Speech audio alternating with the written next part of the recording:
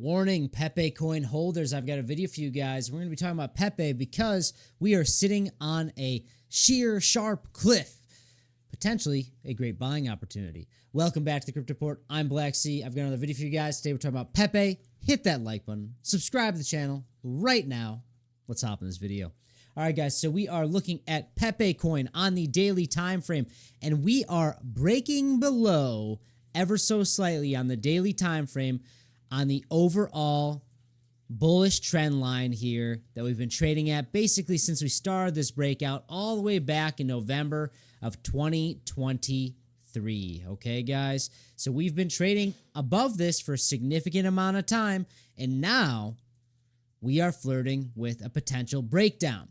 Now, I've been saying for a while, I've been shorting Pepe on the way down, and after we wicked down below this and started to come up, I longed it, and then I said, hey, I'm going to take a step back from trading here. I'm going to figure out where this price action wants to go in the short term, because I do expect that we will see a larger move playing out here towards the end of February here, and hopefully that's the beginning of a move to the upside. But as of right now, guys, I am very, very tentatively paying attention and waiting before I jump in or jump out of this market right now, especially when it comes to Pepe.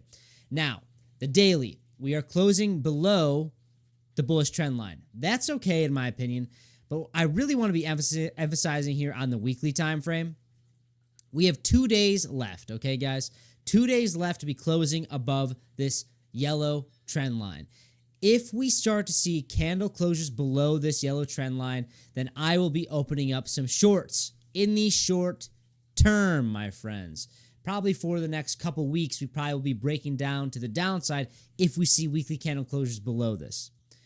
Now, that being said, does that mean I'm bearish on Pepe coin forever? No, I think that Pepe will probably be a successful meme coin, one of the most successful meme coins for the rest of the cryptocurrency cycle. As long as we still see that altcoin season, which we'll be talking about shortly, I do expect massive volatility to be playing out relatively soon here. If you guys do want to take advantage of that, check out in the description box below or the pinned comment down below. We have a $5,000 sign bonus to Blowfin, as well as a $5.6 million trading competition going on right now. If you sign up using my link down below, you'll become a part of my team, and maybe we can split some winnings. So I do want to really pick apart Pepe here, sitting at rank 30, down 10.20% in the past 7 days, down about 4.34% in the past 24 hours because of this whole Bybit hack. Somebody hacked $1.4 billion worth of Ethereum on Bybit, and it's really scaring the entire market right now. But in reality, Bybit says they're solvent, and I don't think there's going to be any bank runs happening, and they're not even selling, they're not even dumping their ETH right now, and I think just the overall market's just a little scared. I think it's as simple as that. They're a little bit shaky right now and uncertain. You look at Pepe sitting at a $3.85 billion market cap, below the $4 billion, which we were at the other day. Market cycle high so far has been about $12 billion. We're down nearly 70%, my friends, and that is a little bit more than I would like to see, and that's why I am saying if we break down below support here, I would be potentially looking at more shorting opportunity. When we see weekly candle closing, okay? Not just wicks. We can have wicks all day, but if we start to see this break down here and break below key support, then I would say, okay, probably looking the risk is to the downside in the short term, and maybe even leading up until the end of Q1. So maybe the first half of 2025 is bearish. But I do think that based on the overall market, based on 4-year cycles for Bitcoin, we do have 245 days left of this bull market cycle if it were to play out exactly like the previous cycle.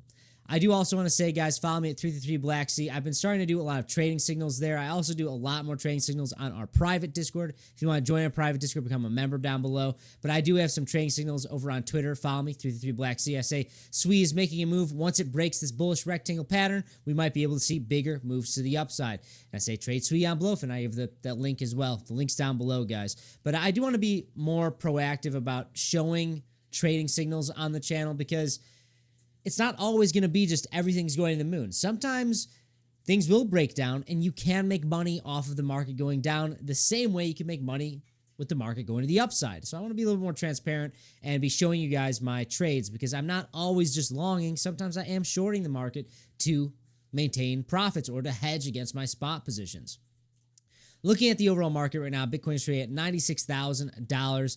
We saw a pretty big move to the downside today because of all that Bybit liquidity, fear about if they're insolvent or not, because anytime there's a hack, everyone wants to say, oh, the exchange is insolvent, let's start a bank run, just like when FTX collapsed.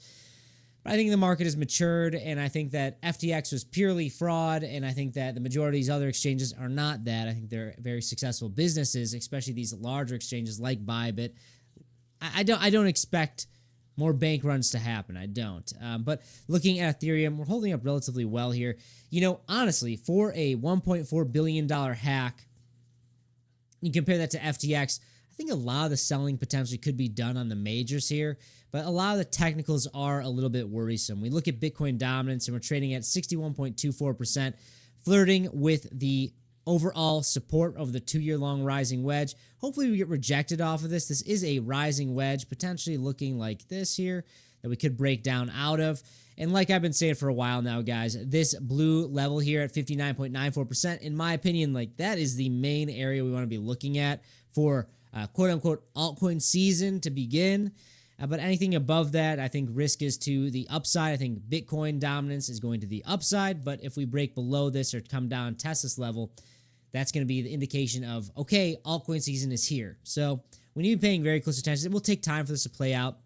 You look at Market Cypher, this looks bullish. Like I've been saying, guys, it's playing out exactly I've been talking about. This like this. You'll see a big momentum wave start to come out when you see this trigger wave, especially with the green dot here. And that's what we're seeing play out. So we need to be very, very, very, very vigilant here on where Bitcoin dominance is taking us and where Bitcoin is taking us. Because Bitcoin right now is, well, guys, you know, I know you guys say, I say flirting all the time, but that's what's happening right now. For the past couple months, we've been flirting with support levels. Like that's all that's been happening. It's been keeping everybody on their toes. And we're looking at this on the weekly time frame. Yeah, you don't want to be breaking below 96,500 on a weekly time frame. And we have 2 days left to close above that. But when we start to break below this bullish trend line, I guess like we could wick to, I mean, oh man, like we don't want to wick anything below like 93,600. And I don't even like seeing weekly candle closures below the bullish trend line here at like 96.5. Like there's nothing bullish about that. There's nothing bullish about that. We really need to be paying attention to the seeing if we're going to see a trend reversal here, because or if we're putting in a local top. And I don't want to be a big bear. I'm just talking about short term here, guys. I do not think that the cycle is over just yet.